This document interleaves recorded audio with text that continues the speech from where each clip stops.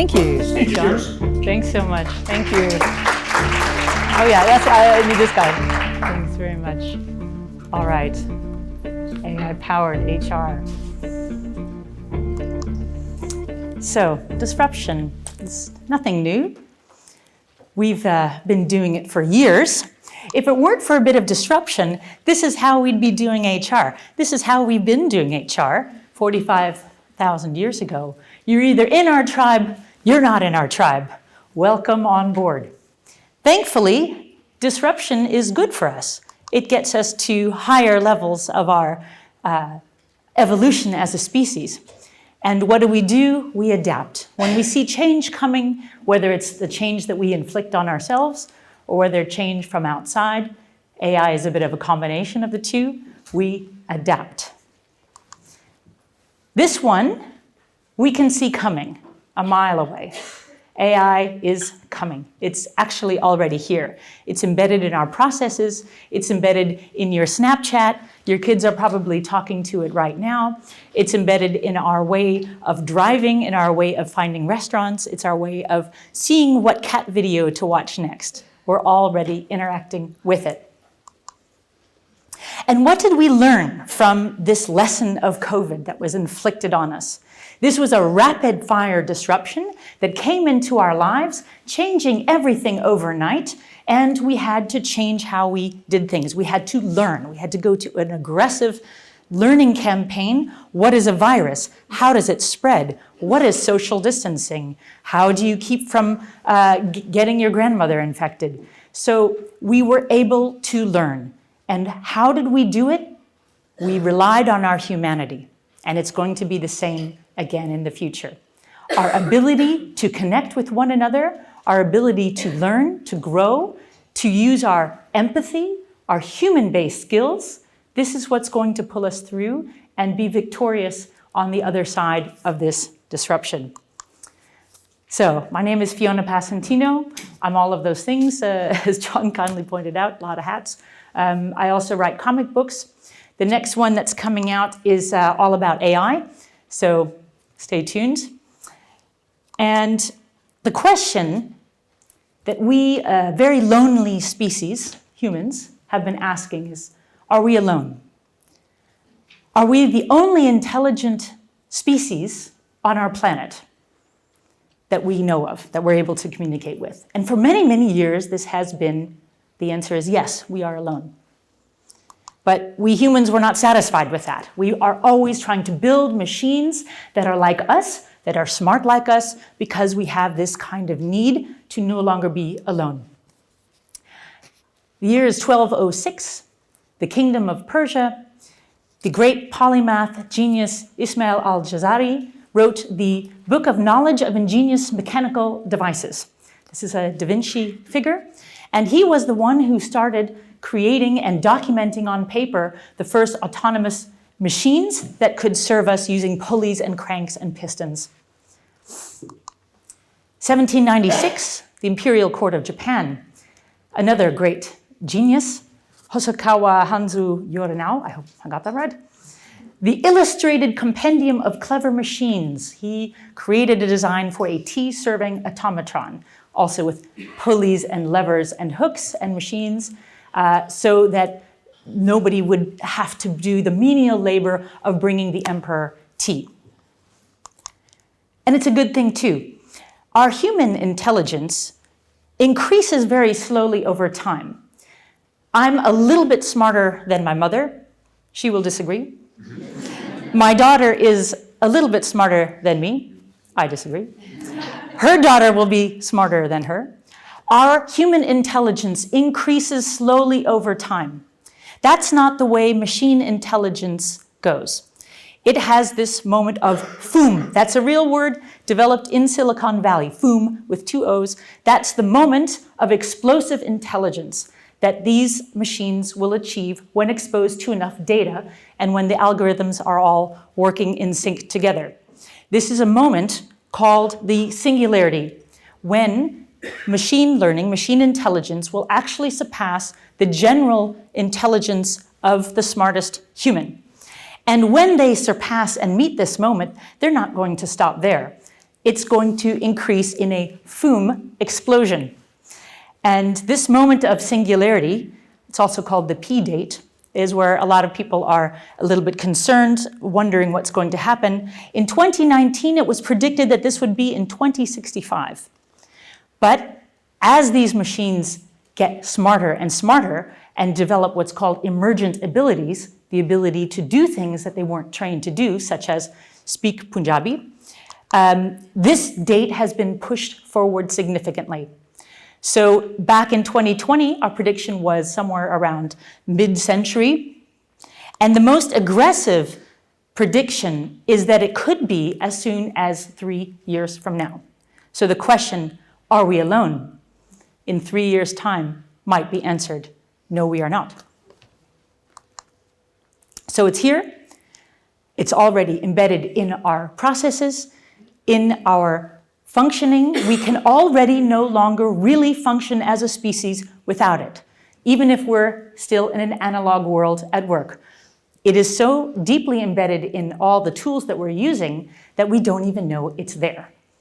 But how do you use it in your work? Even if you're fully analog in what you're doing, you're writing all your own emails, you're parsing all your own surveys, how do you consciously use it so you can become AI-powered? We start with a couple of modes, and this is what people who are building AI refer to as just the way of communicating. These are the 4 big ones. Text, we use ChatGPT. Images, a lot of people use Midjourney or DALL-E. Video, Runway, HeyGen, there are lots of options there. Audio, I like 11 Labs, but there's a lot of mixtures now going on. Google is about to release a new model called Gemini, where it is purported that all 4 of these modes are going to be interacting together, so you can upload and download in all of these modes at the same time. But now, I'd like to talk a little bit about how does the thing work? Because we're talking about algorithms and machine learning and so on as if it's some robot sitting around, but do we actually know how the thing works? How does the brain work? All right. So we talk about an algorithm. What is an algorithm? It's a piece of code. This is the hard wiring of the system that enables a large language model to learn and develop its memory. If you think of a child, you have 3 layers of intelligence when a child is born. You have their hard-coded genetic makeup, which enables it to think from day 1 or day 0, because it has this kind of wiring. That you can compare with the algorithm. In GTP, it's about 4,000 lines of code. This is the hardwired algorithm. The next layer on top of that, if you think of our child, the child then goes to school. It gets a formal education. The parameters are the next layer of code that is trained. So a large language model will literally go to school. It's fine-tuned, and it's fine-tuned before release. Sometimes they can take months of human-guided training. Sometimes it's ready to go after just about a month. But it has to go through a process where it develops these kinds of skills. And this is something like 1.8 trillion of these is guiding the current GTP model. So that's that second layer. The final layer, when a child continues through life, child is graduated from school, the child goes out, adult, goes out into the world and has life experiences. And every time that this person is exposed to something, this resets and rewrites the brain of this person. Same thing with a large language model. It comes into contact with things it hasn't trained for, and it uses what it knows to apply it to new knowledge. And it does this with a weight. A weight is a value that is attached to the algorithm decisions, let's say. I'm going to go into that in just a moment. And this is done retroactively. It sees something new, it compares it with something old that it's sort of similar to what it knew, and then it writes its own code. And this is what makes it intelligent, and this is what allows it to learn on its own. It's actually rewriting its own code and giving itself a bit more intelligence. A large language model feeds on data. And the reason why these things have become so intelligent so quickly recently is because our amount of data in the last few years has exploded. This is where we are now. This is the amount of data that, let's say, OpenAI is exposed to, which makes it possible for these tools to do what it can do. It can generate without being told what to do specifically, which means the more data you feed it, the smarter and the larger this thing will grow. So how does it actually arrive at a decision? GTP, which is a text-generated AI, is built on basis of a decision tree. It's a very simple mathematical formula which says, if this, then that. If this option, the left-hand option, has a 51% chance of being correct, it will move to this option. If this is 49% correct, it will leave that one aside. And the same things happen inside our own brain. An example of this is, I look outside, I know I'm going to go outside for a walk. Is it raining? Yes, no. Yes, it's raining, I take an umbrella. All right, that's one step on my decision tree. It's raining, is it also windy? I take an umbrella and a jacket. That's another step on my decision tree. So this is how it goes. The primary function of GTP is to finish the sentence. What is the most logical next word that comes after this context? And it does it with a very high level of decision-making. Is it this or is it that? Now, in reality, these things are super, super complex. And it's not just a binary choice that it has, but it has a multiple wide variety of choices. It's not just is it raining or not, but is it any one of 100 different options. So this makes it very, very difficult to understand how it arrives at a certain decision, which means it's a kind of a black box. And this gets really difficult when you try to peel apart bias in decision making. Let's say you're using AI to help with recruitment. Why is one candidate more interesting to the AI than another? We can't really explain it because it's too complex. So explainability is one of the challenges that we have that is being met now with some regulation. How did it give one family a mortgage and deny another family based on this recommendation? We don't know. Even the smart people in Silicon Valley don't actually know. So when we're using AI to make decisions, there's always a human present to check that decision. So no matter what happens, in the next year, certainly, we are still going to be part of this process. AI is not going to be fully automated. But it should be fine. It's fine. Is everybody okay so far? Everybody need some air? Good. We're still good? Okay, good. We're going to go ahead. Let's look at our landscape at HR. We're still in this situation where we need to fill seats, and we are hunting for talent.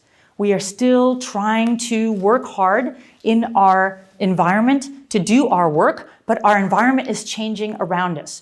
We're getting ghosted for interviews. We're unable to find the people. And we have a new challenge that's very recent. It's literally a few weeks old, where you are flooded with applicants who are not actually human. I don't know if anybody's had this happen, but I've spoken to some HR recruiters that are complaining about the fact that the people that they're dealing with are not real people. It used to be something like 4 or 5%. Now it could be as much as 30 to 40% of the people who are applying to you are bots. They could be other recruiters trying to just test the market to see what's out there. It could be somebody trying to get into the market who's putting out an automation of applying to 10,000 jobs a day. You don't actually know. This is another reason why HR might have to shift from acquisition to retention. That's where you focus your energy, because acquisition is going to become slowly impossible. If we look at just one process within HR, we split out your tasks. This is an exercise I take companies through and teams where we're trying to integrate AI into our workplace. So basically, we map out what are your tasks, what do you do every single day, the minutia of your day. Here's a typical HRBP. This is a role I had for many, many years. These are all the things I'm responsible for, more or less. If we take one of these little bubbles, let's say well-being, what are all the things that we have to do just to get the well-being going? Okay, I think a lot of you are familiar with this process. Let's take another bubble. Let's take something like the well-being activities. So let's get really super granular. What do you have to do? All the little teeny things you have to do, let's say, a well-being activity plan. Okay. What I like to say is that every single one of these things can be done as an AI counterpart. So it's the human and the AI working together to ideate, to create campaigns, to create highly personalized materials, to create something in 26 languages simultaneously, to go from a long thought piece article to a blog post, to create wonderful images for the next town hall event. Whatever it is, there is an AI that can superpower what you're doing. And what does this look like in practice? Well, just imagine trying to think of ideas for the next well-being activity. GTP is a wonderful tool to help ideate. This is actually my biggest use case, is the blank screen syndrome, where I'm sitting there like, oh, I have no idea what to write. And so I ask GTP, and 90% of it is garbage, let's say, but it gets me going, it gets me started. And I can use it as kind of like a sparring partner. And are these ideas enough? Am I missing something? Is this interesting for all cultures? Am I being aware of neurodiversity on this one? And just everything I do, I have a second look at it with AI. What can I practically use these tools to do? I'm going to use the four modes: text, image, video, and voice. So text is obviously, I'm sure a lot of you are already using GTP, right? To write those difficult emails. Yeah, people have used it to fire people. And they have gotten an email back from the fired person saying, thank you for such an empathetic, I know this was hard for you to write, but that was a really empathetic email you wrote. And the person said, yep, you're welcome. Didn't say anything. That was actually generous. It's very good at this kind of stuff, surprisingly so. But it's when you need words, copy, then this is your friend. Image generation. How many people use DALL-E, Midjourney, Adobe generative tools? Nice, lovely. Okay. This is a wonderful use case for when you have to get permission for everybody in the room to put something on a social media. If you generate, let's say, crowds or something like this to create a photo for an illustration, you don't need to have any permission because these people don't actually exist. So you can use it to make onboarding really wonderful, to illustrate points. Most of the images in this presentation are AI generated, and they're very fun, and they are done within seconds. Voice. Anybody using voice AI?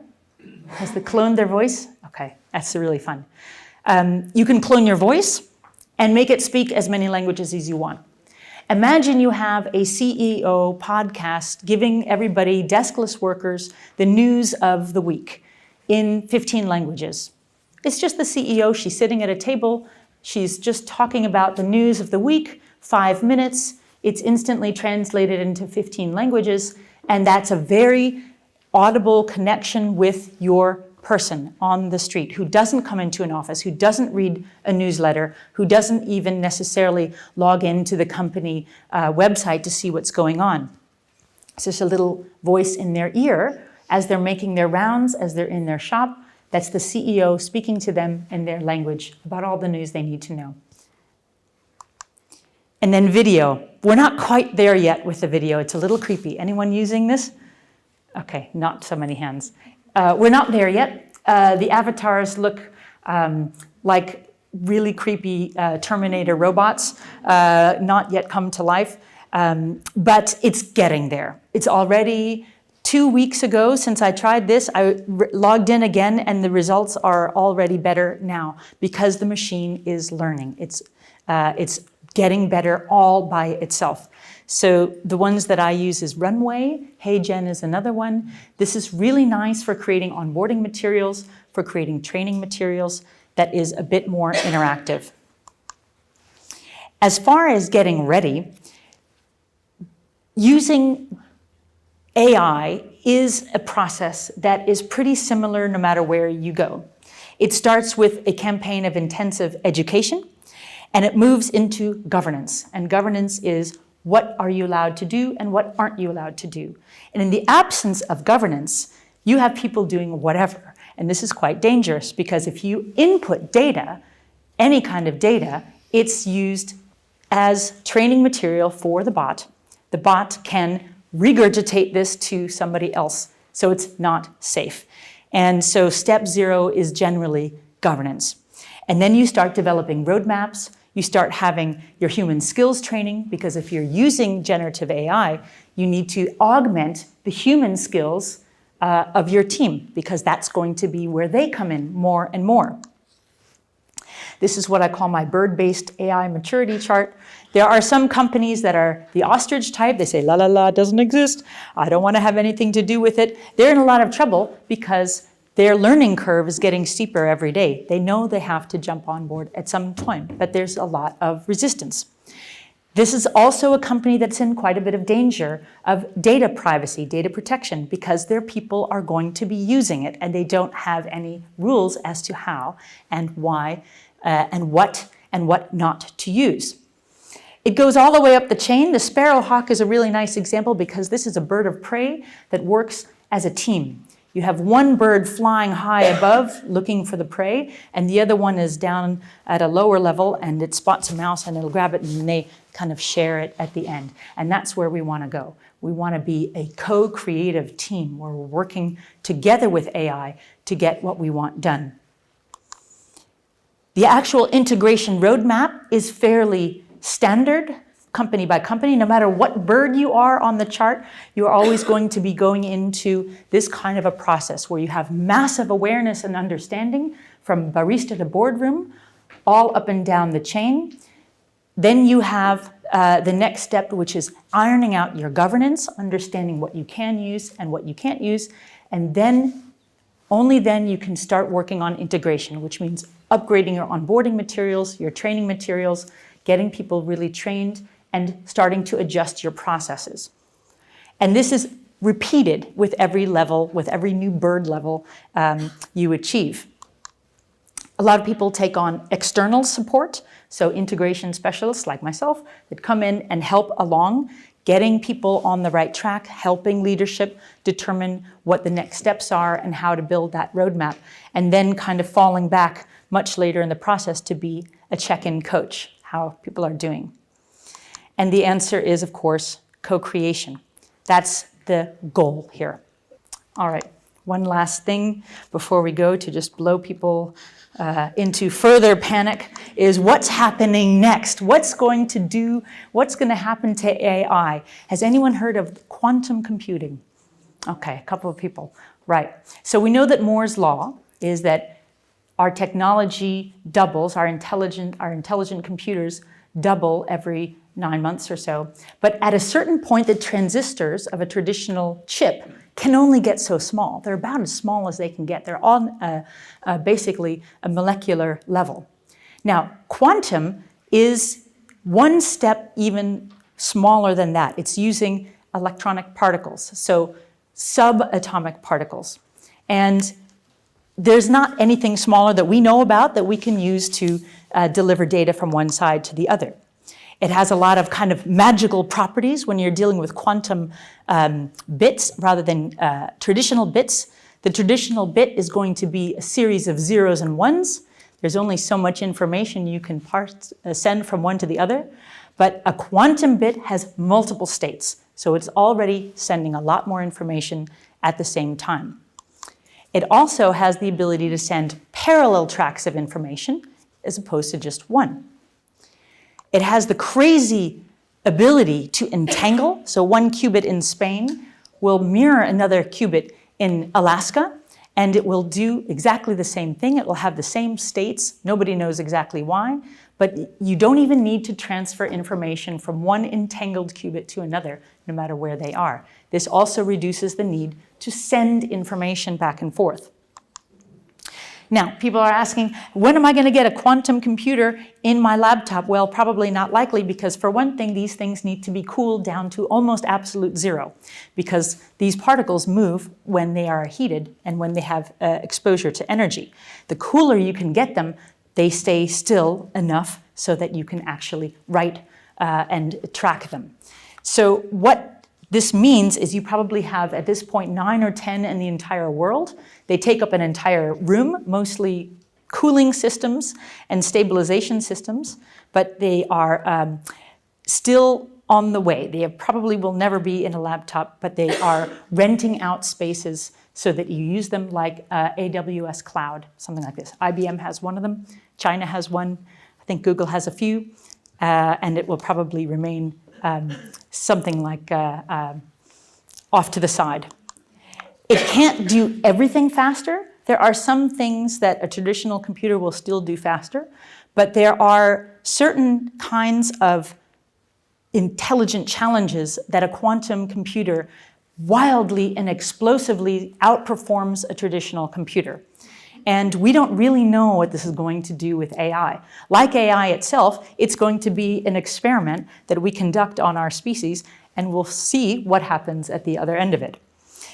The way I understand it in my stupid brain is, if we think of traditional computers in this way, what will a quantum thing look like compared with it? That I can kind of understand. This is how my brain works. But in any case, we can be very sure that the future of our work, our children's lives, will be very, very different from what we do every day. Thank you.